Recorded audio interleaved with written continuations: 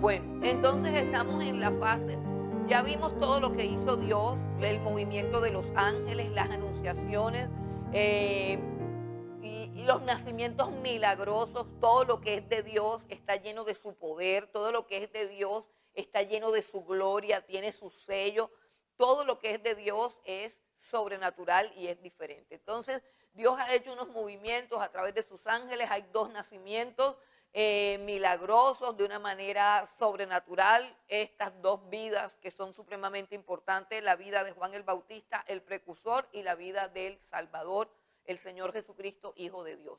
Entonces, ahora tenemos un proceso que tiene que ver con la preparación.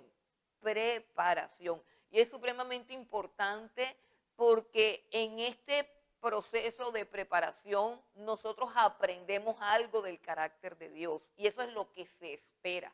Que en un curso, que en un estudio nosotros aprendamos del carácter de Dios. ¿Y para qué vamos a aprender del carácter de Dios? Pues para que nosotros podamos ser imitadores de Dios, para que nosotros podamos ordenar nuestra vida conforme al carácter de Dios, porque Dios viene a nuestras vidas para restaurar su imagen en cada uno de nosotros a través del Señor Jesucristo. Y cada movimiento que Él hace en la historia y cada movimiento que Él hace en las vidas de las personas muestra su carácter. Y una de las cosas que parece impactante es que hubo una preparación, que el Señor Jesucristo no irrumpió en la historia de una manera así como que de repente apareció y punto, sino que hay una preparación previa. Ese es un principio espiritual. Si usted tiene un llamado, usted tiene que tener una preparación. Eso no es de que si tengo llamado yo me lanzo y hago. No, tiene que haber una preparación.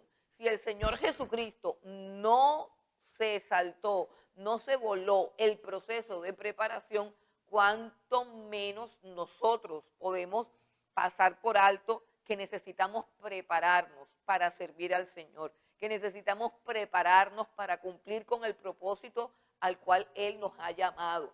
Piensen por un momento en qué proceso están.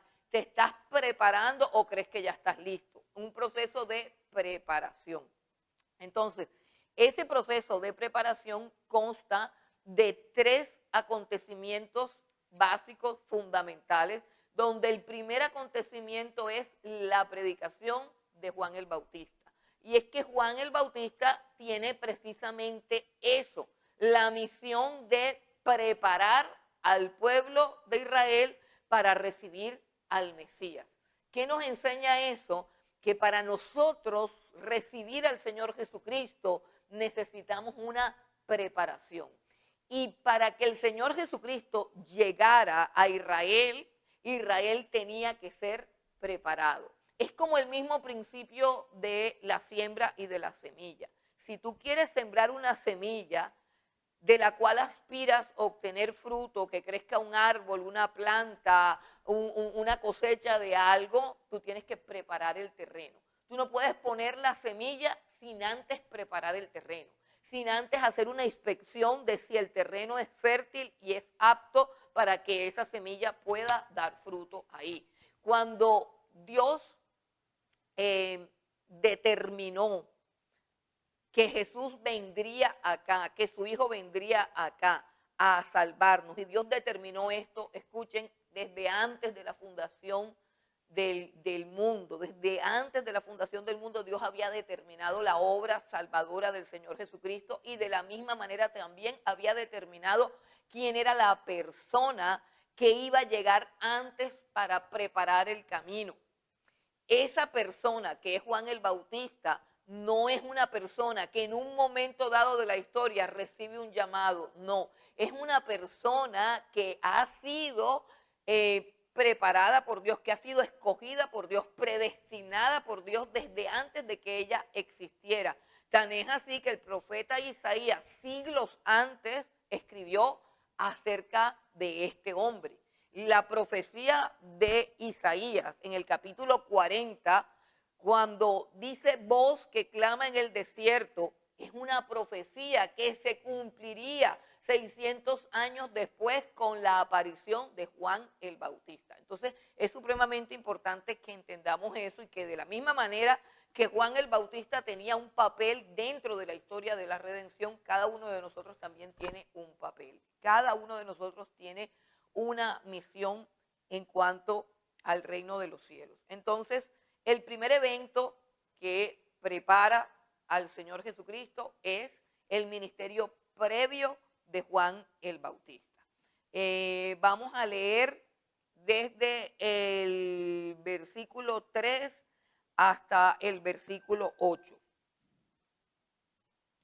Y él fue por toda la región contigua al Jordán, predicando el bautismo del arrepentimiento para perdón de pecados, como está escrito en el libro de las palabras del profeta Isaías, que dice: voz del que clama en el desierto, preparad el camino del Señor, enderezad sus sendas, todo valle se rellenará y se bajará todo monte y collado. Los caminos torcidos serán enderezados y los caminos ásperos allanados. Y verá toda carne la salvación de Dios. Y decía a las multitudes que salían para ser bautizados por él: oh generación de víboras, ¿quién os enseñó a huir de la ira venidera? Haced pues frutos dignos de arrepentimiento, y no comencéis a decir dentro de vosotros mismos: tenemos a Abraham por padre, porque os digo que Dios puede levantar hijos a Abraham aún de estas piedras. Ok. Primero que todo, miremos acerca del tiempo. No podemos leer todo, porque no terminaríamos la clase, pero Lucas comienza situando la aparición de Juan el Bautista en la historia y comienza poniendo fecha y datos políticos, religiosos e históricos del momento específico en que aparece Juan el Bautista. Nosotros, como somos creyentes, no nos importan mucho esos datos, porque esos datos fueron dados para comprobar que lo que está escrito aquí es cierto y para que cualquier historiador, cualquier antropólogo, cualquier arqueólogo que se quiera dedicar a la tarea de examinar si esto pudo haber sido cierto o no, encuentre las herramientas suficientes para comprobar que todo lo que Lucas está escribiendo es cierto. Pero como no se trata de eso, y yo creo que aquí no hay ningún incrédulo, vamos al mensaje que el Evangelio de Lucas nos quiere dar. Primero que todo, acerca del ministerio de Juan el Bautista. En un lenguaje figurado, en un lenguaje propio del idioma hebreo, de la literatura hebrea, él es señalado como el cumplimiento de la profecía de Isaías 40 del 3 al 5. Y en esa profecía se habla de una voz que clama en el desierto. La palabra clave de estos capítulos es desierto. Recuerden que cuando hablaban de la manera como el niño creció, creció en el desierto. El niño creció y estuvo en el desierto hasta su manifestación a Israel. Ahora, dice también que la palabra de Dios llegó a Juan el Bautista en el desierto. Dice el versículo 2, siendo sumo sacerdote Anás y Caifás, vino palabra de Dios a Juan, hijo de Zacarías, en el desierto. O sea, todo esto se está dando en el desierto. Y la palabra de Dios que vino a Juan fue la palabra que tenía que ver con su misión, con su encomienda, con su trabajo, con el propósito para el cual él había nacido de manera milagrosa y había sido lleno del Espíritu Santo. Y en esa revelación que tiene Juan estando en el desierto, se le revela que él será esa voz.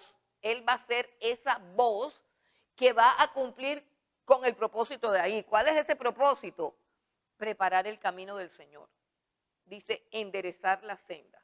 Y luego comienza a hablar como si fuera un camino topográfico. Es decir, dice, todo valle se rellenará y todo monte y todo collado se bajará. Los caminos torcidos serán enderezados y los caminos ásperos serán allanados. ¿Qué es eso? Eso es una manera poética de describir que se le va a abrir al Señor un camino donde Él pueda transitar con facilidad. Pero no está hablando de los caminos geográficos de Israel, ni está hablando de las calles, ni está hablando de las veredas, ni de las trochas, ni nada de eso. Es un lenguaje figurado que habla de preparar los corazones de las personas que han sido escogidas por Dios para recibir al Mesías, para poder creer en Él, para poder recibir esa salvación. Los corazones tenían que ser preparados. Los corazones tenían que ser preparados. ¿Qué significa eso? Que en todo corazón no entra el mensaje del Evangelio. Que no en todo corazón entra el mensaje del Señor Jesucristo. Que nuestros corazones no tienen la capacidad de recibirlo, ni a Él ni a su mensaje. Los corazones de los hombres, y en este caso el corazón del pueblo de Israel, era un corazón que estaba endurecido, torcido. Es decir, que no había un espacio para que el Señor se manifestara. Y precisamente es el nacimiento de Jesús en un pesebre, el acto simbólico donde la historia nos muestra que realmente no hay un lugar para Él, que no hay un lugar para el Hijo de Dios, que no hay un lugar para un mensaje como el que trae el Señor Jesucristo, que no hay lugar para el Señor Jesucristo en los corazones. Por lo tanto, el terreno, que son, repito, los corazones de las personas, tienen que ser allanados, tienen que ser quebrantados, tienen que ser tratados para que las personas puedan recibir ese mensaje. Imagínense un terreno lleno de piedras, o un terreno árido, o un terreno rocoso, o un terreno con hendiduras, o con montes, un terreno escarpado. ¿Qué hay que hacer para enderezar ese terreno? Hay que meter pico, pala, hacha, hay que pasar una aplanadora, hay que hacer una cantidad de cosas. Entonces, el mensaje previo a la venida del Señor Jesucristo tiene que ser un mensaje fuerte, un mensaje que quebrante el orgullo, un mensaje que aplane la altivez, un mensaje que rellene los vacíos, las creencias, todas las cosas que impiden que el Señor Jesucristo sea aceptado y recibido, que su palabra, que su verdad sea creída y sea atesorada. Y tiene que ser un mensaje fuerte, tiene que ser un mensaje fuerte. Usted de pronto se puede examinar su vida y hacerse la pregunta de cómo llegó a los pies de Cristo, o cómo está llegando a los pies de Cristo. Y muchas veces, previo a que una persona se rinda ante los pies de Cristo, debe pasar por un proceso de quebrantamiento, debe pasar por un proceso de disciplina, debe pasar por un proceso humillante. ¿Para qué? Para que el corazón sea capaz de clamar y de recibir el mensaje del Señor Jesucristo. Entonces, ¿cómo era el mensaje de Juan el Bautista? Pues era el mensaje que se necesitaba para preparar los corazones. Ciertamente los primeros discípulos del Señor Jesucristo fueron discípulos de Juan el Bautista. La mayoría de ellos estuvo siendo preparado por el precursor, como lo llaman, Juan el Bautista, el precursor. Y el versículo 7 nos dice algo de su mensaje y dice: decía a las multitudes que salían para ser bautizadas por él. Decía: qué bueno que vengan a mi bautismo, ustedes son gente importante, ustedes son gente elegante, ustedes son los escogidos de Dios, ustedes son... No decía nada de eso. A la gente que venía a él, y aquí tenemos el carácter de Juan el Bautista, insobornable, incomparable, un carácter de desierto. ¿Qué es un carácter de desierto? Es el carácter de una persona que no necesita ser elogiada. Es el carácter de una persona que no necesita ser adulada. Es el carácter de una persona que no se frunce ante las críticas, ante los cuestionamientos, ni mucho menos ante el rechazo de la sociedad. El carácter de Juan el Bautista es el carácter de aquel que no le importa la aprobación del concilio, ni que lo tengan en alta estima, ni tampoco le importa el dinero, ni tampoco le importa el bienestar, ni tampoco le importa la comida. Él ha crucificado todas sus pasiones, todos sus deseos. Es el hombre idóneo para preparar el camino para que Israel conozca a Jesucristo. Un hombre idóneo, un hombre competente para llevar las almas a los pies de Cristo. Es un hombre que ha muerto al ego, a la necesidad de reconocimiento, al deseo de riquezas, al deseo de comodidades. Es un hombre que ha sido entrenado, preparado y capacitado en el desierto, y además de eso está lleno del Espíritu Santo. Y fíjense que la llenura del Espíritu Santo se relaciona con desiertos. ¿Por qué? Porque si nosotros estamos llenos de las cosas del mundo, si estamos llenos de comida, si estamos llenos de ansiedad, si estamos llenos de preocupación, si estamos llenos de deseos, si estamos llenos de codicia, si estamos llenos de planes, de propósitos, si estamos llenos de personas que nos rodean, no podemos estar llenos del Espíritu Santo. Tiene que haber un vacío de todas esas cosas. Tiene que haber una muerte al ego y a todo lo que hay llenando mi vida para que yo pueda ser lleno del Espíritu Santo. Y tengo que ser lleno del Espíritu Santo para predicar un mensaje que no me va a dar gente que me adule, ni que me alabe, ni que me aplauda, pero sí va a dar unos resultados claros. No serán las multitudes las que se conviertan con este mensaje. Lo que sí será es que los pocos que se conviertan van a ser verdaderos, genuinos y reales, como los discípulos que dejaron a Juan cuando Juan dijo, ese es el Cordero de Dios, y se fueron con el Señor Jesucristo. Entonces, en su predicación sale una frase que de pronto la tomamos muy a la ligera y no examinamos el contenido de significado que tiene. Dice: a las multitudes, oh generación de víboras. Eso parece ser algo así como una grosería. Eso parece ser algo así como un insulto. O sea, como que, oye, ¿cómo así? Miren los esquemas que nosotros tenemos. Él está lleno del Espíritu Santo. Y cualquier persona que hable así, nosotros la condenaríamos por falta de amor, por falta de tacto, por falta de paciencia, porque nosotros tenemos un esquema del Espíritu Santo, donde el Espíritu Santo es una persona toda tierna, toda amorosa, que solamente habla de bendiciones, que jamás puede decir eso, generación de víboras. ¿Usted sabe en el contexto judío lo que significa generación de víboras? La palabra víbora alude a la serpiente antigua. La palabra generación de víboras es una palabra que se usa para decir literalmente hijos del diablo.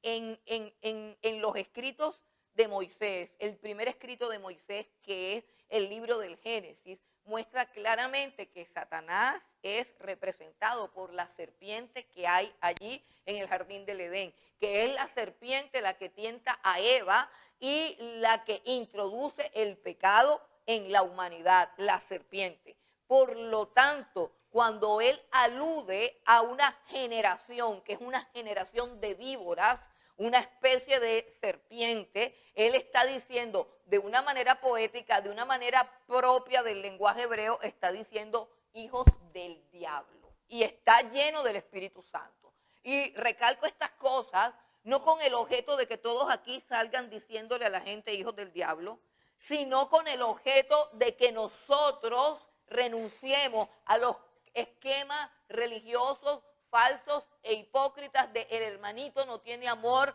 porque predica muy feo. O el hermanito es muy duro porque el hermanito me confrontó con mi pecado. Ese es un esquema farisaico, es un esquema religioso. Aquí dice claramente la palabra de Dios, no yo, que este era un hombre lleno del Espíritu Santo. Y es precisamente la llenura del Espíritu Santo la que da el denuedo, el valor y el coraje. Él puede decir esto, ¿por qué? Porque él no tiene nada que perder. Escuche bien, no tiene nada que perder. Él no tiene nada que perder. Los que van allá no diezman. Él no tiene que pagar arriendo, porque él está en pleno desierto. Él no tiene que tener contentos a los músicos, porque allá no hay músicos. Él no echa humo, él no reparte nada, allá no hay nada. Él no necesita estrenar ropa, porque él se pone siempre lo mismo. Y tampoco necesita la plata para el mercado porque come también lo mismo, pacos con miel. Así que él no necesita agradar a nadie. Y desde ese punto de integridad moral, desde digamos, esa experiencia de él, donde lo único que le preocupa es cumplir con la voluntad de Dios, cumplir con el legado. Tiene claramente quién es él. Él está ubicado en la historia, está ubicado en su tiempo, está ubicado en su llamado y está ubicado en su misión. Y solamente quiere hacerlo bien para Dios. Lo demás no le importa. Entonces le dice a los que vienen a ser bautizados, en vez de decirle, de hecho cuando nosotros miramos los otros evangelios dicen que estos, a los cuales él les dijo generación de víbora, eran los fariseos. Era como la clase alta de la sociedad, que al ver que todo el pueblo, el vulgo, en vez de ir al templo suntuoso, elegante, imponente, preferían atravesar un desierto, un tierrero, y ir donde este hombre, porque este hombre tenía la unción, tenía el poder y tenía una palabra clara. Entonces ellos deciden, vamos a ir donde Juan el Bautista, vamos a ver quién es él y qué es él, y vamos a ver qué. Y ellos venían como hipócritamente, como por aquel principio que dice que si no puedes contra el enemigo, entonces únete a él. Les voy a rogar a los hermanos que estén entrando, que allá les recuerden que es con el celular apagado, porque hoy se les ha dado a los celulares por sonar. Entonces, todo el que entre, por favor, le dices que apague el celular para que pueda entrar. Ok, entonces, este Juan el Bautista está capacitado para su mensaje, está diciéndole a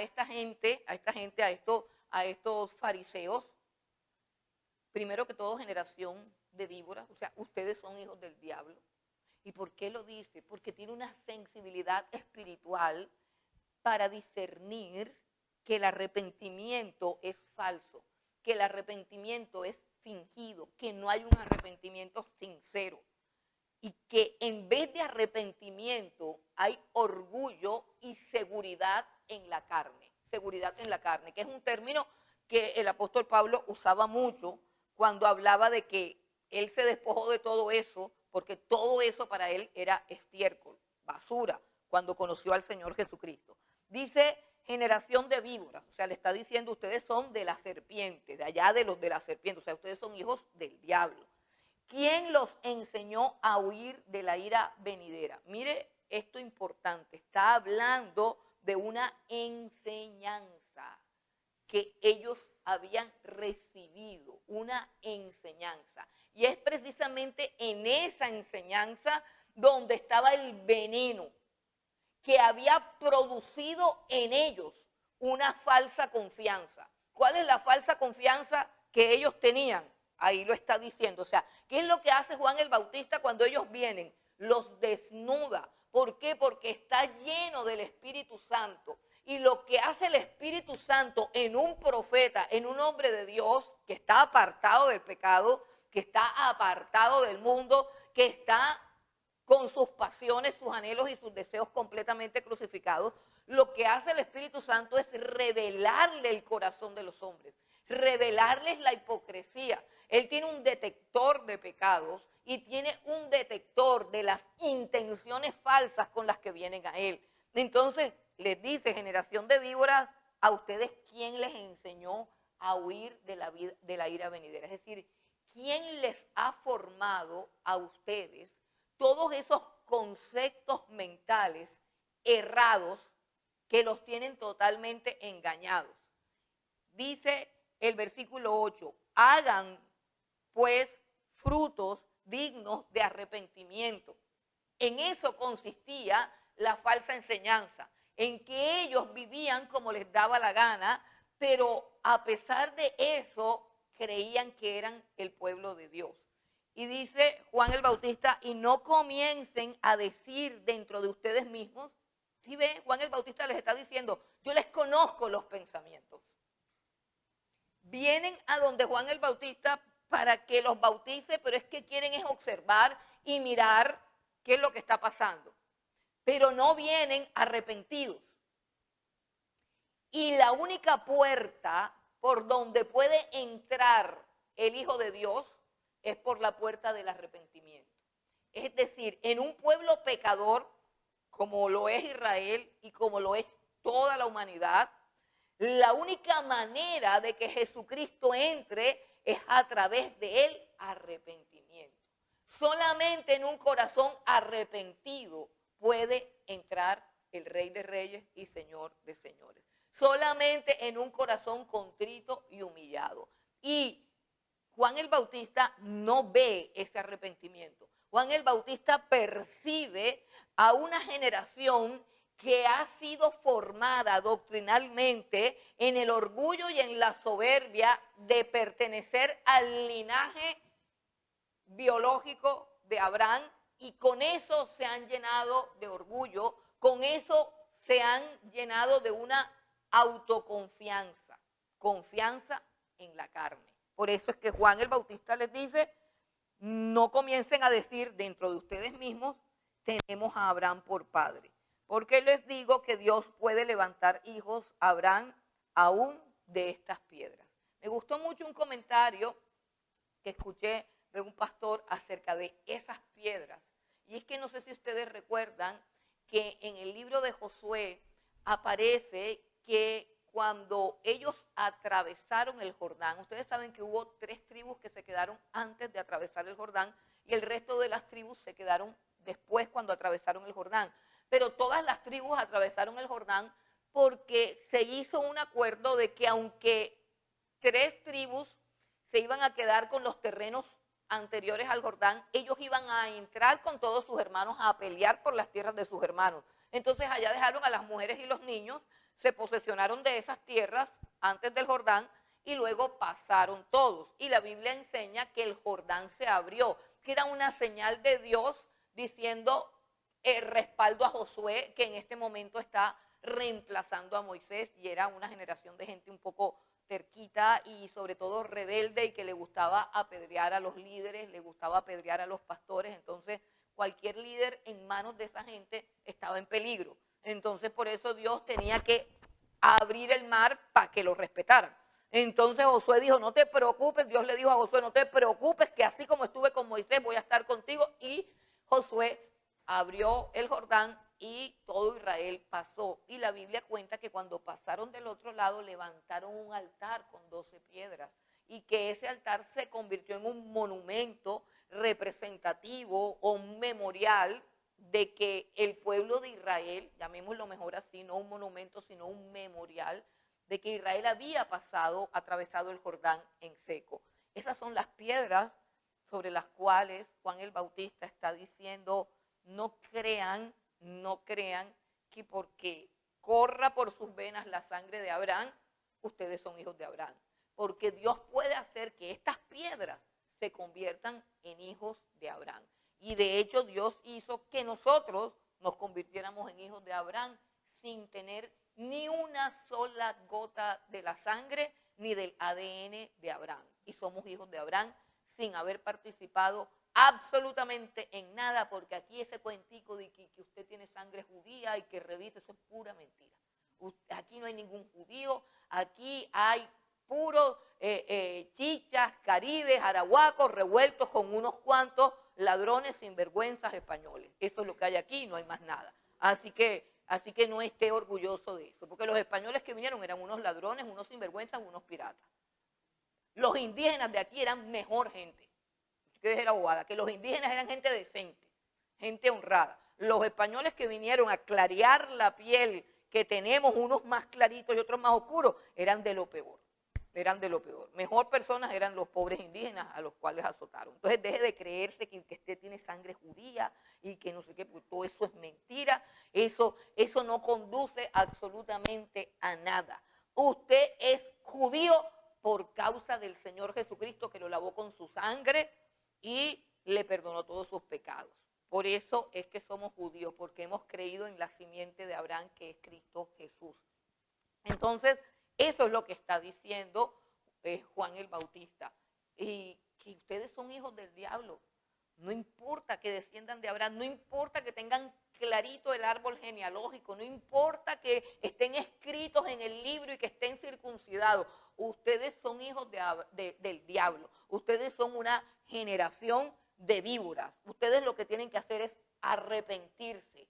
¿Por qué? Dice el versículo 9, porque el hacha está puesta a la raíz de los árboles. Por tanto, todo árbol que no dé buen fruto se corta y se echa en el fuego. Ese es un principio espiritual que aplica para todo el pueblo de Dios, tanto para el pueblo de Israel como para la iglesia. Les guste o no les guste, ese es un principio espiritual.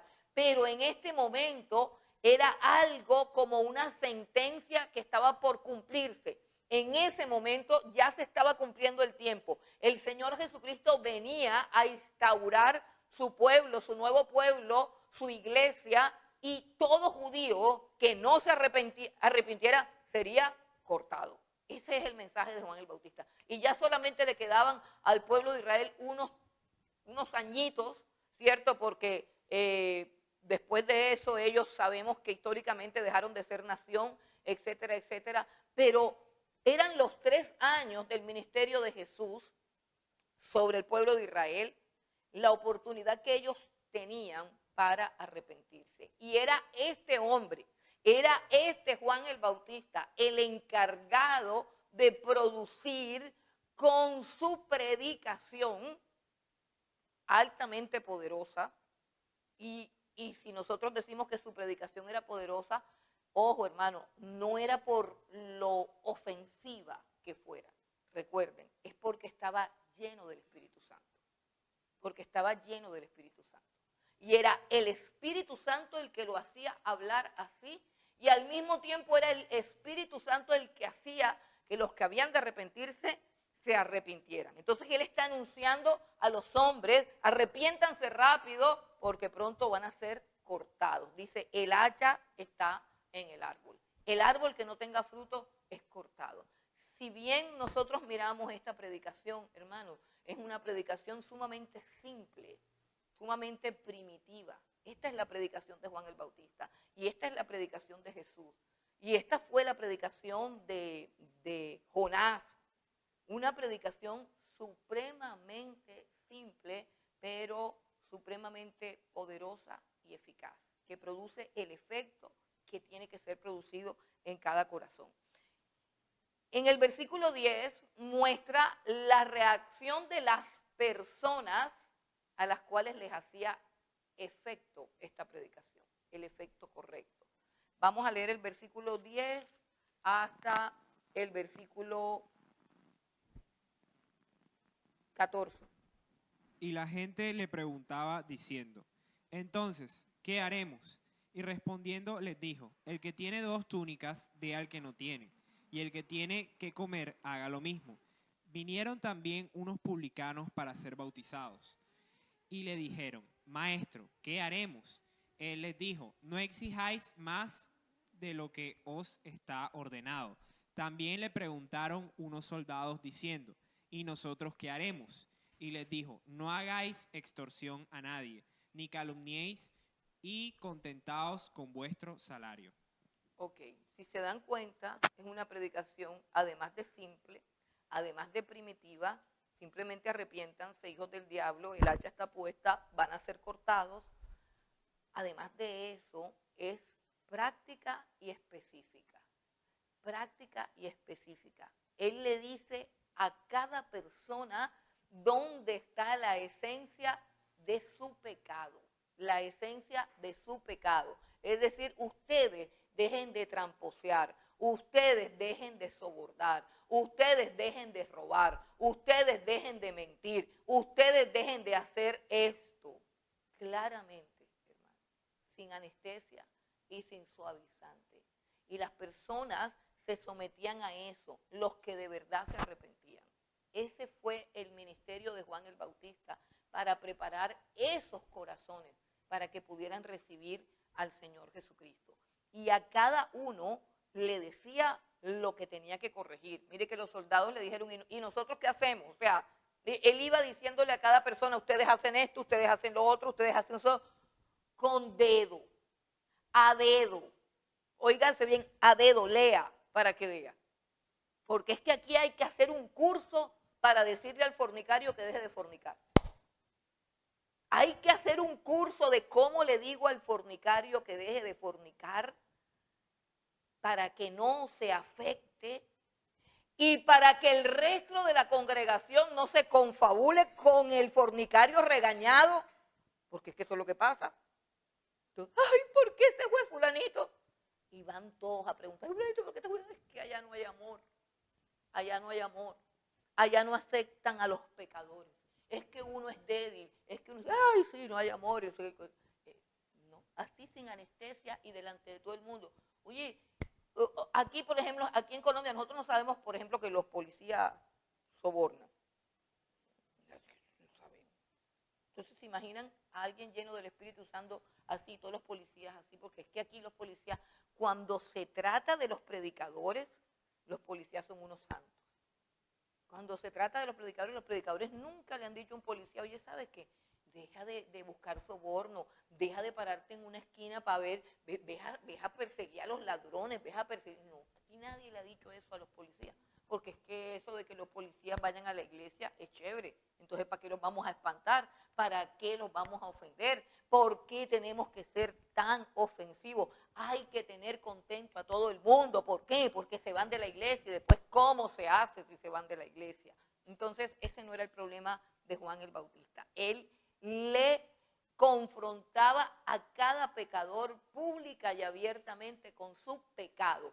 Y el poder del Espíritu Santo para lograr el arrepentimiento y la humildad y mansedumbre de reconocer su pecado sin estar diciendo, es que esa no es la forma. ¿Usted no se ha dado cuenta? Cuando el pecador tú lo encuentras con las manos en la masa así y lo confrontas, y él ya no te puede negar, porque lo encontraste con las manos en la masa, tienes la foto, tienes el audio, tienes todo. Entonces te dice, es que esa no es la forma.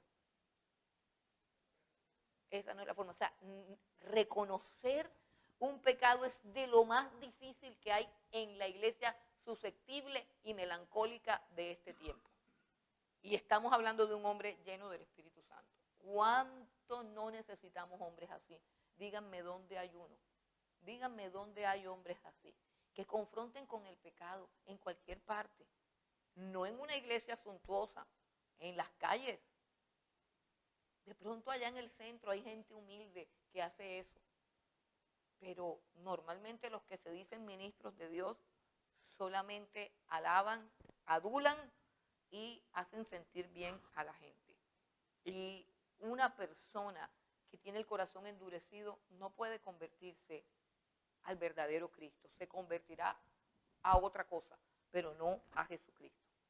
Entonces, luego en el versículo 15 tenemos que ellos vieron tanto poder, era tanto el poder, era tanta la autoridad, sobre todo la autoridad espiritual. O sea, una autoridad que nadie podía refutar. O sea, el tramposo no le podía decir, yo no he hecho trampa. El tramposo no le podía decir, ay Juan, pero no me hables así. No, el tramposo no podía decir, como sigas predicando tan feo me voy de la iglesia. Porque es que no había ninguna iglesia, no había para dónde ir. Que se quería ir, que se fuera, así que eso era un desierto, ¿no? El que estaba ahí era porque Dios lo había llevado. Habían solamente dos motivos para estar detrás de Juan el Bautista. Estar tramando algo contra él o simplemente eran guiados por el Espíritu Santo. Porque cuando uno está de verdad buscando a Dios, o mejor dicho, cuando Dios te está buscando, Dios se encarga de llevarte al lugar donde tú debes aprender. Por eso cuando hay una persona por ahí revoloteando que voy para allí, voy para acá, voy para allá, mira, porque es que es el mismo Dios el que te tiene que llevar al lugar que es.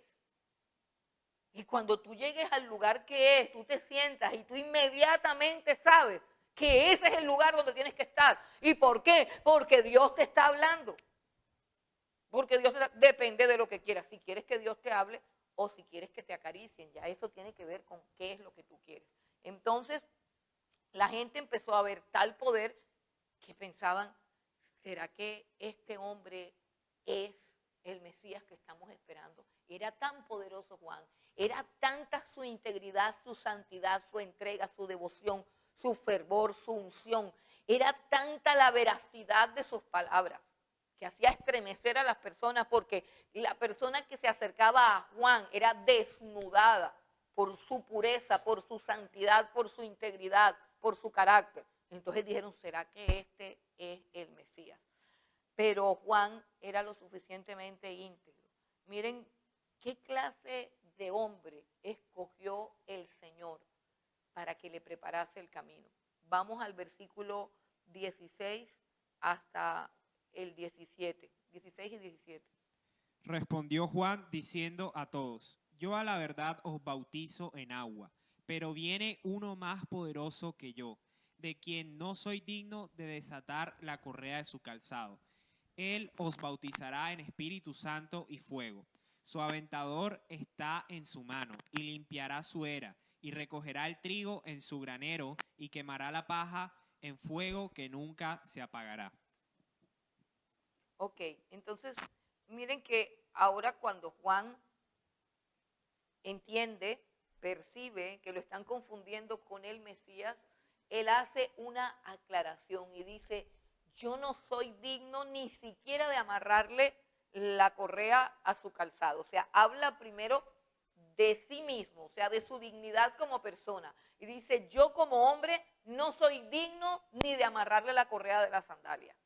Y mi ministerio, o sea, el ministerio que yo tengo, tampoco se puede comparar para nada con el de Jesús, por la sencilla razón de que mi bautismo solamente es un bautismo en agua.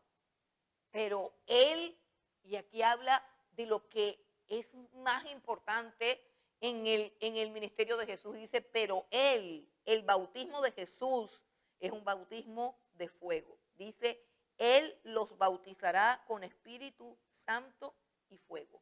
Esa es la parte importante que viene a traer el Señor Jesucristo. No solamente el arrepentimiento, no solamente la conversión, no solamente la limpieza de pecados, sino un bautismo en el Espíritu Santo. Y aquí el fuego tiene dos connotaciones. ¿Por qué? Porque en el versículo número 16, Espíritu Santo y fuego habla de poder y habla de santidad. El fuego, en ese versículo, unido al Espíritu de Dios, habla del poder, de la autoridad, de la unción, del fervor y por supuesto de la santificación. El fuego significa santificación, santidad, pero el fuego también significa juicio. Entonces, Él trae para su iglesia el fuego del Espíritu Santo, el fuego de su poder, el fuego de su unción, el fuego de una vida de santidad, un celo por ser cada día mejores personas, el fuego que hace que aborrezcamos el pecado y las cosas del mundo. Ese fuego lo trae el Señor Jesucristo, pero también trae otro fuego. Y dice el versículo 7, su aventador está en su mano y limpiará su era y recogerá el trigo en su granero y quemará la paja en fuego que nunca se apaga. Esta era una parte de la cosecha. El aventador, el aventar el trigo era colocarlo como en era un círculo con una mallita así, que era golpeado, y al golpearlo en el aire, la brisa se llevaba la paja y caía solamente el grano duro. Esa era la forma del aventador, como separaba el trigo de la paja, o como le quitaba la pajita al trigo. Está diciendo que va a ser una labor ¿de qué? De depuración de la iglesia. Va a ser una labor de limpieza. Va a ser una labor de purificar a su pueblo. Entonces dice, su aventador está en su mano, limpiará su era, recogerá el trigo de su granero y quemará la paja en el fuego que nunca se apagará. Ya esa es una alusión a otro fuego, el fuego del infierno. El fuego que nunca se apagará y que quemará la paja es el fuego del infierno eterno, del lago que arde con fuego y con azufre, donde serán atormentados por los siglos de los siglos. La bestia ni obedecieron su evangelio. Entonces, ese es el bautismo de Jesús, el bautismo de fuego para unción y el fuego para condenación. Y luego finalmente encontramos como una síntesis de cómo termina este ministerio. Aquí hay una síntesis del ministerio de Juan, de la esencia, del enfoque, del tono, del poder, de la autoridad, de los resultados, de la integridad de él. Y hay como una conclusión donde nos dicen la manera como termina Juan el Bautista, que él, como era especialista en denunciar el pecado y no le temblaba la boca, aunque el pecador fuera el rey Herodes, aunque el pecador fuera el hombre más poderoso de su nación, a él no le temblaba la boca ni le temblaba la lengua para denunciar el pecado, pero eso Herodes no se lo perdonó. Y esta mujer, Herodías, que era una mujer perversa, ya ustedes saben lo que hizo. Mandó a su hija a bailar y en el baile el insensato del rey Herodes le ofreció a la niña que pidiera lo que quisiera y la niña, fiel hija de su madre, le siguió el consejo a la mamá y la mamá pidió la cabeza de Juan el Bautista en una bandeja. Pero bueno, aquí solamente están diciendo que lo metió a la cárcel, pero ya sabemos cómo terminó Juan el Bautista. Este es un evento que a mí siempre me ha puesto a pensar largo. Y hay veces en que le he dicho al Señor, ¿por qué el hombre más grande de todos los tiempos tiene que morir así? ¿Por qué? ¿Por qué no se pudo morir de otra manera? ¿Por qué permitiste que esto pasara?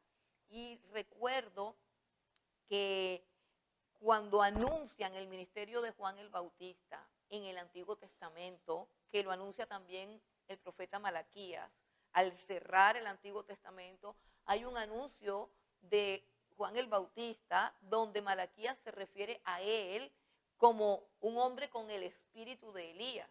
Y también Jesús en los evangelios habla de Juan el Bautista como Elías. De hecho, le están preguntando sobre el orden de las cosas y Jesús dijo, Elías ya vino y hicieron con él lo que quisieron. Y dice el escritor que ellos entendieron que hablaba de Juan el Bautista, tal como Malaquías había dicho que vendría Elías, el cual haría volver el corazón de los padres a los hijos y de los hijos a los padres para que Dios no hiriera la tierra con maldición. Y si ustedes recuerdan, Elías tenía un ministerio muy parecido al de Juan el Bautista, porque él vivió en una época en que Israel se había torcido completamente, la época de los Baales, la época donde se hallaron 400 profetas de Baal, porque el rey de Israel, Acab, se había casado con una mujer perversa llamada Jezabel.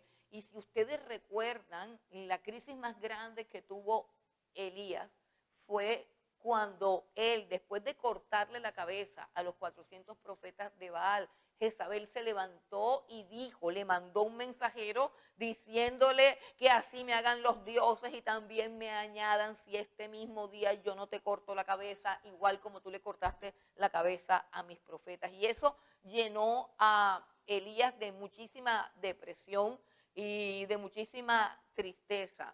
Pero esta mujer, que era una diabla, que era una sacerdotisa de dioses paganos, una mujer que hizo muchísimo daño y que representa una corriente satánica y diabólica, tanto que en el libro de Apocalipsis dicen que hay que tener cuidado con la doctrina de Jezabel, que es una mujer que enseña a las personas a vivir en una dimensión satánica de que todo lo que yo quiero lo puedo obtener. Ella le dijo al rey Acab, ¿tú por qué estás triste? Porque Nabot no me quiere vender la viña. Tú, el rey de Israel, triste por una viña, yo te voy a conseguir la viña. Es decir, ese es el tipo de mujer perversa, además de que hizo que todo Israel torciera su camino. El profeta Elías tenía un celo grandísimo. ¿Recuerdan cuando se levanta y dice, ¿hasta cuándo van a claudicar entre dos pensamientos? Si Baal es Dios, síganlo. Si Jehová es Dios, síganlo. El Dios que responda por fuego, y ya conocen toda la historia. Pero ¿qué era lo que quería hacer Jezabel? cortarle la cabeza al profeta Elías.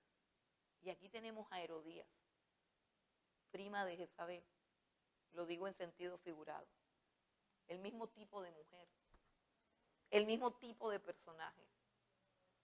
Esa persona, ojo hombres, que se casan con unas mujeres que los dominan y ellos no se dan cuenta, Herodías dominaba al rey Herodes. Vaya usted a saber con qué técnica, vaya usted a saber cómo, pero el tonto de Herodes no se daba cuenta. Ese es un espíritu diabólico, satánico, que envuelve a los hombres. Y es el mismo espíritu de Jezabel. Así como Juan el Bautista tiene el mismo espíritu de Elías, resulta que esta mujer Herodías tiene el mismo espíritu de Jezabel. Y en ella se cumple el deseo de Satanás de cortarle la cabeza a Elías. Porque él representaba a Elías. Porque el espíritu de Elías, que es el Espíritu Santo de Dios, es el mismo espíritu que hacía que Juan el Bautista predicara y denunciara el pecado con tanta valentía y con tanto coraje. Entonces es como que un demonio cortador de cabeza, es un demonio que busca siempre callar al profeta que denuncia la verdad. Eso es Herodías. Los demonios usan a las personas. Por eso uno tiene que tener muchísimo cuidado con cuál es el espíritu que te está moviendo. Y los espíritus se mueven en las congregaciones donde Dios habla, donde hay palabra de Dios. Siempre quieren callar. Entonces uno tiene que estar apercibido. Esta misma Herodías es la misma Jezabel, la misma demonia. Y quería hacer lo mismo que quería hacer Jezabel, cortarle la cabeza. Es como si Satanás se estuviera vengando de esa gran victoria que tenían. ¿Por qué? Porque él logró que los que tenían que arrepentirse se arrepintieran. Él abrió el camino y a Satanás le causa odio, rabia, ira, que los caminos se abran para Dios, que la palabra de Dios sea predicada, que la gente salga de las tinieblas y entre al reino de la luz. Bueno, después de esto, el segundo acontecimiento que tenemos es el bautismo de Jesús. El segundo evento de preparación es el bautismo de Jesús. Vamos al versículo 21 y 22. Aconteció que cuando todo el pueblo se bautizaba, también Jesús fue bautizado, y orando al cielo se abrió, y descendió el Espíritu Santo sobre él en forma corporal, como paloma, y vino una voz del cielo que decía: Tú eres mi Hijo amado, en ti tengo complacencia. Ok, entonces aquí está el Señor bautizándose. El bautismo de Juan el Bautista era un bautismo donde la persona que llegaba a las aguas confesaba sus pecados y reconocía, o sea, publicaba su arrepentimiento y confesaba sus pecados. Ojo, las personas que iban a las aguas de Juan el Bautista no estaban de paseo, no estaban de piscinazo, no, eran personas que llegaban arrepentidas. Y Juan el Bautista tenía el discernimiento como para saber: tu arrepentimiento es sincero, venga para acá. No como a nosotros nos pasa, que la gente se bautiza y en vez de arreglarse se terminan de rematar. Porque uno a veces ya no sabe ni a quién bautizar. Todo el mundo a la hora de ver, todos se quieren bautizar. Y de repente, oye, puse poca gente que se bautizó. ¿Dónde están? Búsquenlo. ¿Dónde están? No sé. Eso aquí se bautizan a veces en manada. Y después, no, tan bravos, que no lo saludaron. ¿Qué pasó?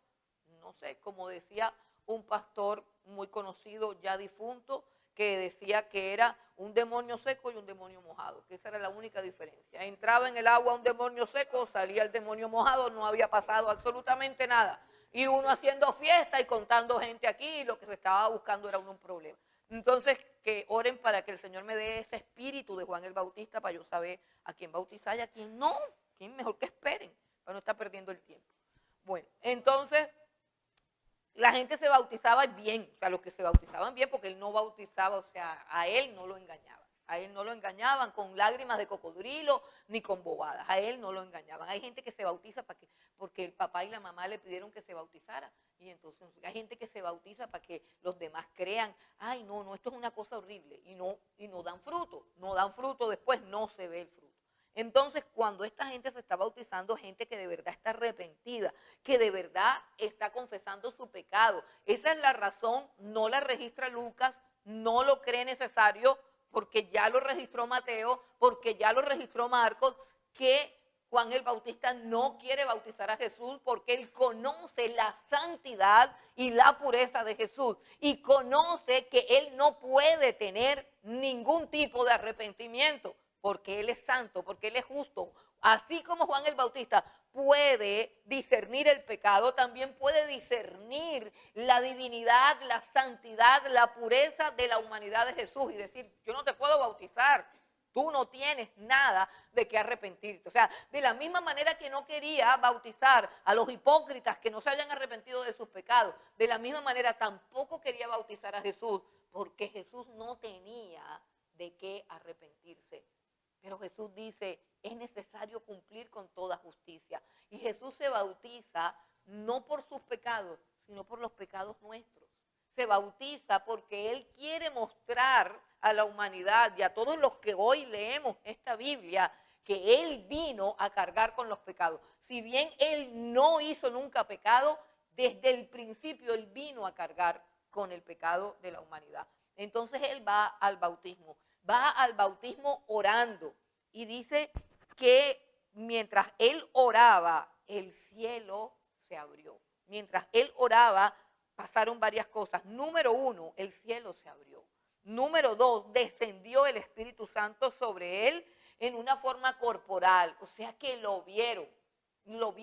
Miren cómo el Padre está avalando a su Hijo. Está poniendo su señal sobre su Hijo. Lo está bautizando con el Espíritu Santo y también está manifestando su gloria alrededor de él. El cielo está abierto, el Espíritu Santo desciende en forma de paloma y como si eso no fuera suficiente, dice que se oye una voz, la voz del Padre que dice, tú eres mi Hijo amado, en ti tengo complacencia. Padre, Hijo y Espíritu Santo. Ahí hay una manifestación del Dios Trino, Padre, Hijo y Espíritu Santo. Fue un momento supremamente glorioso y supremamente poderoso que tuvo que traer al corazón de Jesús una señal, una evidencia, tanto para Cristo de que ya comenzaba su tiempo, como para las demás personas, de que este es el Mesías. Eso tuvo que haber quedado completamente claro. Completamente claro. Nada más con ese evento era suficiente para que todo Israel se convirtiera. Bueno, lo siguiente que hace Lucas, vamos a dejar el bautismo de Jesús ahí pendiente porque vamos a volver sobre él, pero en el orden en que Lucas escribe, ahora tenemos una genealogía de Jesús que no vamos a leer, pero es interesante la genealogía que hace Lucas porque es una genealogía que tiene que ver con el propósito que tiene Lucas al mostrar a Jesús como el hombre perfecto, como el hombre 100% hombre que cargó por nuestros pecados y que al mismo tiempo nos muestra la humanidad perfecta, es decir, que nos devuelve un patrón, un modelo a seguir. Jesucristo es un patrón de hombre. Jesucristo es un modelo de hombre a seguir. Jesús no solamente es para que le reces, para que le cantes, para que le adores. Es para que le aprendas, para que le imites y para que busques ser como Él. Porque Él trae el retorno de la humanidad, de la dignidad de la humanidad, tal cual como Dios la planeó en su mente. Tal cual como era el hombre antes de la caída. Ese es el Señor Jesucristo. Por eso el apóstol Pablo lo llama el segundo Adán. O sea, un hombre creado o más bien un hombre engendrado en el vientre de María, una humanidad perfecta que nos está diciendo qué es lo que Dios quiere para nosotros, para nuestras vidas. Entonces, él utiliza la genealogía a partir, pues a partir de sus padres, por supuesto, a partir de José, su padre, pero la extiende hasta llegar a Adán. Es decir, que Lucas conecta todo el árbol genealógico desde Adán hasta Cristo, porque él quiere demostrar que Jesucristo es el representante legal de la humanidad, el representante legal. Ustedes saben que ese es un término jurídico, el representante legal de una empresa, el representante legal de un grupo. El Señor Jesucristo tiene, por causa de su genealogía, de su conexión con el primer hombre sobre la tierra, tiene la representación legal de toda la humanidad, de la misma manera que la tuvo Adán, que cuando pecó, pecó en representación de todos nosotros. Por eso Jesús, cuando obedeció, cuando triunfó, cuando resucitó, cuando se sentó en el trono de Dios, lo hizo en representación de todos nosotros. Cuando es tentado por todos nosotros y nos enseña a experimentar correctamente o a vencer correctamente toda tentación. Pero saltemos a la tentación teniendo en mente lo del bautismo de Jesús, porque la genealogía aquí es algo así como un paréntesis. La genealogía de Jesús es un paréntesis que introduce Lucas para confirmarnos a todos la humanidad de Jesús y la representación legal que él tiene sobre toda la humanidad. Entonces, en el bautismo de Jesús, él recibió dos cosas grandes. Recibió la llenura del Espíritu Santo y recibió la palabra de Dios que lo confiesa como su Hijo unigénito y que declara su amor y su complacencia. Es decir, él recibe todo el aval de Dios, él recibe todo el afecto del Padre, él recibe toda la complacencia de Dios y recibe toda la autoridad del Espíritu Santo en ese momento. Y a partir de ahí el Espíritu Santo va a guiarlo. Eso es lo que nos dice el capítulo 4 cuando entramos ya en la cuarta, el cuarto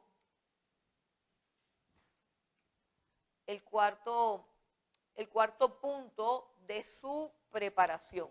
El cuarto punto de la preparación del Señor Jesucristo es que el Espíritu Santo lo lleva al desierto porque tiene que ser tentado. Eso es importante. El Espíritu de Dios es quien lleva a Jesús al desierto. Y Jesús está lleno del Espíritu Santo. Capítulo 4, versículo 1 dice: Jesús, lleno del Espíritu Santo, volvió del Jordán y fue llevado por el Espíritu al desierto. Es el Espíritu el que lo lleva al desierto. Dice, lo lleva al desierto por 40 días y es tentado por el diablo y no comió nada en aquellos días pasados los cuales tuvo hambre. ¿Quién lo lleva al desierto? El Espíritu Santo.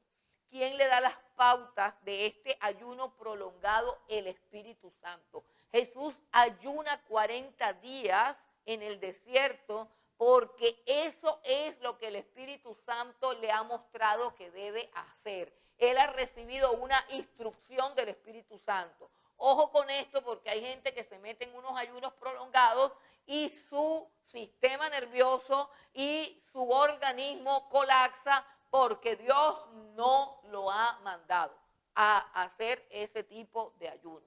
Usted debe valorar el ayuno, debe estimar el ayuno porque es una herramienta poderosa para ser llena del Espíritu Santo y para tener una intimidad más fuerte con Dios. El ayuno es necesario, el ayuno es natural. Jesús espera que usted ayune. El Sermón del Monte dice cuando ustedes ayunen. Es decir, no dice niños ayunen, sino cuando ayunen háganlo de esta manera. Es decir, eso es como decir cuando vayas a desayunar, cuando vayas al baño. No te están diciendo que lo hagas. Es obvio que los tienes que hacer. Así como que el pez nada, ¿cierto? Los hombres respiran. Entonces Jesús está diciendo cuando ayunes. El ayuno es parte de la vida espiritual de todo creyente. El que no ayuna no aprende a sujetar su carne, no aprende a controlar sus apetitos y no puede ser lleno de la plenitud de Dios. Así de sencillo, nos guste o no nos guste, esa es la realidad.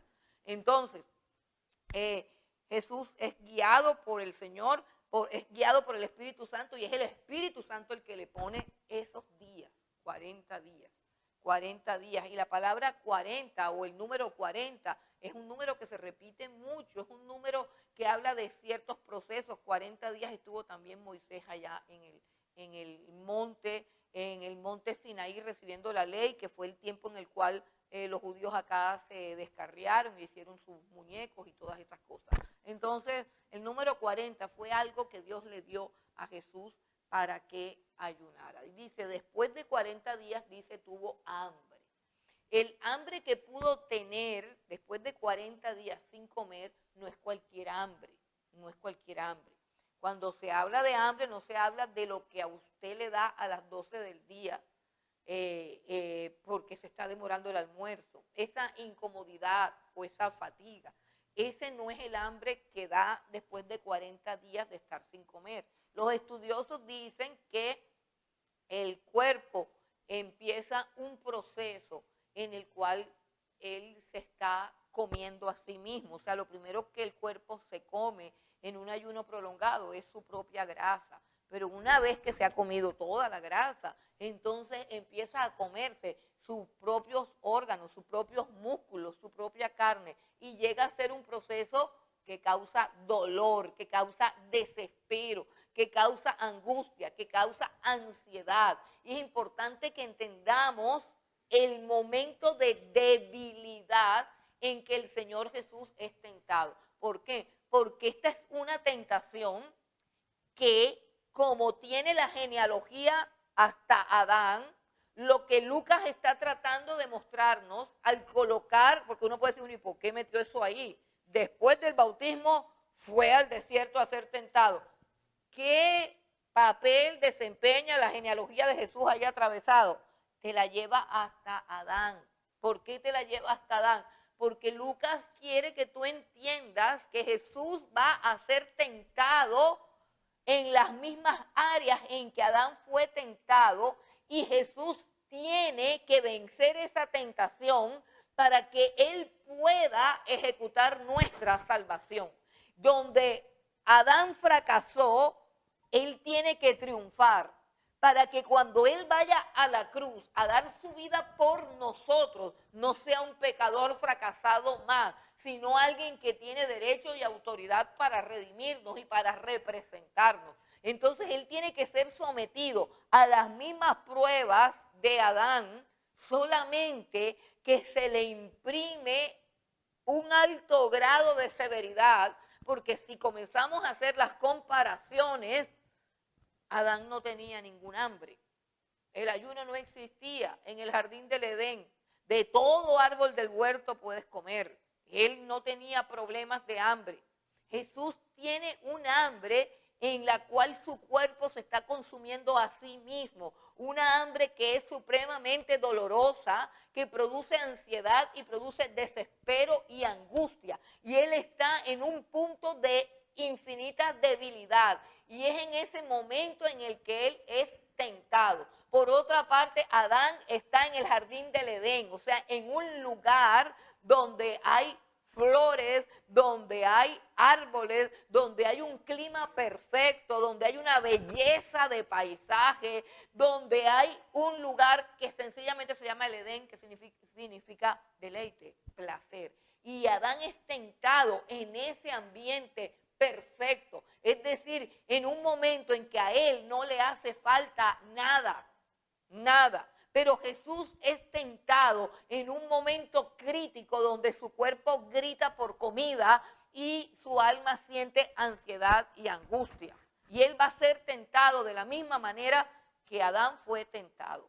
Y nosotros tenemos que examinar un poco la tentación para que nosotros podamos entender los principios claves de la tentación.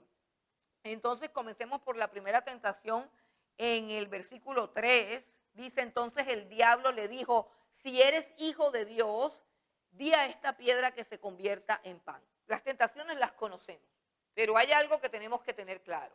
La tentación comienza poniendo en tela de juicio, ¿qué cosa?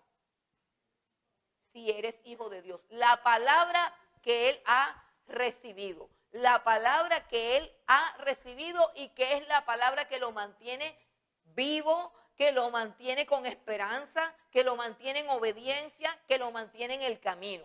Y Satanás quiere poner en tela de juicio que él sea el hijo de Dios, a pesar de la estruendosa voz que acaba de oír y que acaba de recibir. O sea que Satanás también andaba por ahí merodeando y escuchó la voz. Y ahora quiere arrancar del corazón de Jesús la palabra. Eso es lo primero que quiere hacer Satanás todos los domingos cuando usted sale de aquí. Él está en la puerta esperando cómo arrancar de su corazón la palabra que usted recibe los domingos o la que recibe hoy. Nada más hoy. Él está afuera, esperando para ver si viene un hermanito y hace algún chiste, alguna burla, alguna cosa. Esperando para ver si alguien te hace coger rabia y que se te olvide todo y te parezca que no vale la pena. Él está afuera esperando cómo arrancar de ti la palabra. Porque la palabra de Dios produce vida, libertad, salvación. Produce una cantidad de cosas que Él no quiere que se produzcan en tu vida. Y Él va a hacer lo que va a hacer porque Él es el Hijo de Dios. Ese es el centro de su vida y de su existencia. Jesús pudo sobrevivir la traición, el desprecio, el dolor y la soledad, la humillación, todo lo demás lo pudo sobrevivir gracias a que Él tenía un Padre, a que Él decía Abba Padre, a que Él podía retirarse y estar con su Padre. Ese era el centro de su vida y ese es el centro de su corazón. El corazón de Jesús late con el amor y la obediencia y la adoración hacia su Padre. Y eso es lo que Satanás quiere arrancar de su corazón, la palabra de Dios. ¿En qué consiste la primera tentación? Dice, la primera tentación consiste en algo supremamente natural, en algo a lo que él tiene derecho a comer. Algo que no es pecaminoso, algo que es legal, comer. No hay ningún pecado allí, comer. El problema es cómo y en qué momento va a comer. En un momento en que el Espíritu le ha dicho no comas. En un momento en que él está obedeciendo al Padre a través de la guía del Espíritu Santo. Satanás lo intercepta para convertirse como se convirtió en el Señor de Adán, dándole las instrucciones de lo que debe hacer. Dice, lo que debes hacer es convertir estas piedras en pan. ¿Qué fue lo que hizo en el jardín del Edén? Con que Dios te dijo no puedes comer de... Es la misma manera como Él comienza. Él comienza sembrando duda con respecto a la palabra de Dios. Entonces le dice, con que Dios dijo eso. No, Dios no dijo eso. Dios dijo que podíamos comer de todo, pero de este árbol no, porque este árbol... No, tú no te vas a morir. Empieza a negar las cosas y empieza a adulterar la palabra de Dios. Pero sobre todo comienza a hacer algo que Satanás quiere hacer en el corazón de aquellos que se han rendido a Dios. ¿Qué es lo que quiere hacer Satanás en el corazón de las personas que se han rendido a Dios? Quitar a Dios del trono y que te vuelvas a sentar tú. Miren, nosotros pensamos que estas tentaciones tienen que ver con, por ejemplo, los hombres piensan que estas tentaciones tienen que ver con las niñas que andan por ahí medio desnudas. No, hermano, no, porque eso está por fuera. Eso es algo que tú ya sabes que es una tentación. Una mujer insinuando o vendiendo su cuerpo es algo muy claro, es algo muy evidente, es algo que si caes es porque tú no eres hijo de Dios, o sea, tú no tienes la palabra de Dios en el corazón. Las tentaciones de Satanás para los hijos de Dios son quitarles la certeza que son hijos de Dios y son tentaciones que tienen que ver con cosas más naturales y más sencillas. Simplemente come. ¿Qué tiene de malo eso? Come, sí, pero va a comer. Es porque Satanás le está diciendo que coma. Va a usar los poderes porque le puedes convertir. O sea que Satanás sabe que él tiene poder. Acaba de abrirse el cielo. Acaba de descender sobre él el Espíritu Santo. Satanás sabe más de eso que todos nosotros porque él estuvo allá arriba. Satanás sabe más de Espíritu Santo, de poderes y de todo eso. Y Dios, bueno, entonces tú puedes convertir esta piedra en pan. Evidentemente, sí podía. Pero ¿qué hacía si lo hacía? ¿Qué pasaba si lo hacía? Dejaba aquella relación de dependencia de Dios. El problema no es si comemos o no comemos. El problema es que, como lo dice el apóstol Pablo, sea que comamos o sea que bebamos, debemos hacer todo para la gloria de Dios.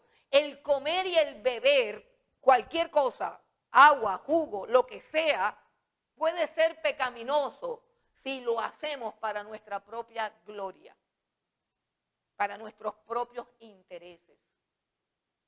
Las actividades con las que nos tienta Satanás No son las actividades de allá afuera. Hermano, yo no lo creo. O sea, yo no lo creo. O sea, yo no creo que yo voy a salir y entonces voy a tener un temor de acostarme con el señor de la esquina. Es que no me puede pasar. A mí eso no me puede pasar. Y yo no creo que a ningún cristiano le pueda pasar eso. Eso le puede pasar a alguien del mundo. ¿Sabe que sí me puede pasar?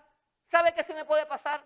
Y por lo que tengo que luchar, que yo me ponga aquí a preparar un buen sermón para que ustedes me aplaudan. Eso sí me puede pasar.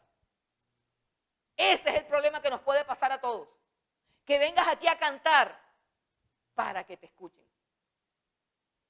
Que hagas todo lo que hagas y no lo hagas para su gloria. Y eso es supremamente sutil y no te das cuenta.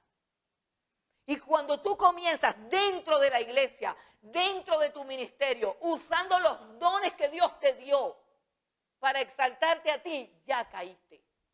No importa que no forniques, no importa que no seas un pecador, ya caíste en la trampa de Satanás.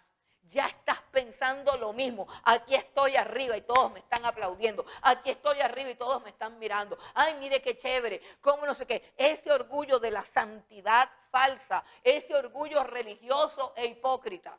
Ya Satanás te vence.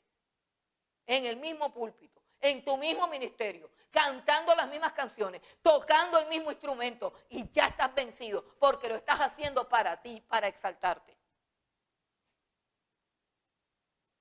En eso sí te puede ganar. A él no le interesa que fumes marihuana ya, él sabe que no, por ahí no te va a coger. Por ahí no te va a coger. No. Ni que atraques un banco, ni que mates a nadie. Ya eso lo perdió. A él eso no le importa. Ni el atraco ni nada. A él lo que le importa es que tú bajes de tu corazón a Cristo y te sientes tú. Hermanos, Satanás no quiere que Jesús vaya a acostarse con María Magdalena, ni tampoco quiere que se emborrache, porque él sabe que nunca lo va a conseguir. Satanás lo que quiere es que Jesús haga algo de su propia voluntad, que haga algo que se le antoje, que le haga algo a su carne, que por un instante, escuche bien, solamente por un segundo, en el trono de Jesús no esté el Padre, sino el Hijo, hecho hombre. Solamente por un segundo. Solamente por un segundo que te sientes en el trono de Dios, que es tu corazón, si es que lo es. Solamente por un segundo que te sientes tú y disfrutes de la gloria que le pertenece a Dios. Solamente Satanás dice, lo logré. Ahí está, mira. Como decía una película, la vanidad, mi pecado favorito. Ya te sentaste en el trono. Lo que él siempre ha querido, allá en lo alto me sentaré en el trono. Eso es sutil, hermano. Eso pasa en el corazón de las personas. Sí están entendiendo, estoy hablando con gente, sí están entendiendo. Sí, porque es que la gente se me pone mística, de que no entienden, de que está enredado, de que esto es filosófico. No. Yo sé que aquí ninguno de ustedes es pandillero, aquí ninguno de ustedes es ladrón, ninguno de ustedes, eso digo yo, eso yo creo, espero no llevarme una sorpresa porque me las he llevado, pero la soberbia, eso es así como una culebra, eso sale así. Pues, dice, hey, cuán seguro de ti mismo, ¿no? Ya ni oras, o sea, te lanzas hacia el ruedo. Si tú no tienes eso amarrado, dices, no, yo eso no hice, mire para ver, leo un versículo, espera, ¿y dónde es que? ¿A dónde es que voy? Sigue creyendo que eso es así. Eso no es así. Eso no es así. Entonces, bueno, haz que las piedras, no, porque no solo de pan vivirá el hombre. Entonces dice, bueno, entonces con el hambre no pudo porque este hombre se alimenta de otra cosa, que es la palabra de Dios. Vamos a tocar otra área del ser humano, área donde él tocó y venció. En el corazón de Adán, él venció. Pero él está tocando aquí, porque de todos modos Jesucristo es hombre. Y cuando la Biblia dice que es hombre, que dejó su humanidad y que asumió, que dejó su deidad, su divinidad y asumió su humanidad, es porque tiene toda la sensibilidad y toda la necesidad y toda la limitación de la humanidad, pero no hay pecado. Pero sí tiene, por ejemplo, hambre terrible, sí tiene. Hambre desesperada, sí tiene. Angustia, sí tiene. Porque necesita comer. Pero aún así, su amor por el Padre, su obediencia a Dios son más grandes que su hambre. Entonces viene la segunda, Dios mío, esto no alcanza. Viene la segunda tentación, lo lleva a un alto monte y le muestra en un momento todos los reinos de la tierra y le dijo el diablo, a ti te daré toda esta potestad y la gloria de ellos porque a mí me ha sido entregada. Ojo, ojo, ojo con eso. El evangelio de la prosperidad es del diablo porque Dios no vino aquí a prometer riquezas. El diablo es el que ofrece riquezas. Y todos los pastores de la prosperidad han caído en esta tentación. Yo te doy todo este billete, toda esta plata, si tú simplemente haces unos cambios en la predicación. Esto es tan sutil, hermano, tan sutil. Bueno, entonces ahora es tentado, la segunda área en que es tentado es en, a ver, nosotros fuimos creados con instintos, el instinto de hambre y de sed para alimentarnos. Pero nosotros tenemos un instinto y es el instinto de la adquisición. O sea, Dios hizo el jardín del Edén y le dijo a Adán que lo labrara y que lo guardase. O sea, que era de él. Y trajo todos los animales y los puso. Era de él. Es un instinto que tiene el ser humano de poseer cosas, de administrarlas y de hacer que se multipliquen. Eso, como dado por Dios, es un instinto normal. Normal. Usted quiere tener una casita, usted quiere tener un carrito, usted quiere, o un carro, no tiene por qué ser un carrito. Usted quiere tener un carro, usted quiere tener una casa, eso no tiene nada de malo. El problema es cómo lo consigue, de qué manera. Y el problema es que si tenerlo o no tenerlo, le causa a usted tristeza, dolor o alegría. O sea, si su paz depende de tener el carro, usted idolatra el carro. O sea, esas son otras cosas. Pero que usted quiera tener un carro, que usted quiera tener una casa, que usted se quiera vestir decentemente, eso es normal, lo ha dado Dios. Es más, si usted no lo tiene, usted es anormal. O sea, si usted no quiere tener nada, o sea, usted, ni ropa, ni se quiere bañar, ni nada, y un psiquiatra. Eso no es normal, Dios no nos hizo así. Si usted tiene la camisa rota y no quiere una nueva, no quiere, es decir, no quiere, no estoy diciendo que no la puede comprar, si no la puede comprar, no la puede comprar, pero que usted no quiere una camisa nueva, usted no tiene ninguna santidad y no hay nada, usted está mal, usted tiene un problema grave. Entonces, le dice, todo esto te voy a dar si tú me adoras. Bueno, esta es la segunda área. Y bueno, Jesús finalmente enseguida le dice, no. Dice Jesús, le dijo a ti, y aquí quiero la decir, si tú postrados me has adorado, todos serán tuyas. Respondiendo Jesús le dijo, vete de mí, Satanás, porque escrito está, al Señor tu Dios adorarás y a Él solo servirás. Ustedes recuerdan, esto está complicado, vamos a tener que parar aquí porque hay personas que tienen que irse temprano. Ustedes recuerdan que Jesús en el Sermón del Monte dijo claramente, no puedes servir a dos señores. La palabra servir en el Nuevo Testamento es la misma que adoración. Es un término griego, latreia, que significa adoración en ambos sentidos. O sea, en cantar, levantar manos y en servicio. Y dice, no puedes servir a dos señores, refiriéndose al único Dios que existe, por así decirlo, en vez del Dios verdadero, es el Dios dinero. Este es el único Dios que existe. Y si es un Dios, ¿en qué sentido? En que el dinero te ofrece casi las mismas cosas que te ofrece Dios, solo que no te las puede dar. Mira, el dinero te ofrece tranquilidad. El dinero te ofrece seguridad. El dinero te ofrece salud. El dinero te ofrece amor, porque todo el que tiene plata lo quiere. Hipócritamente, pero lo quiere.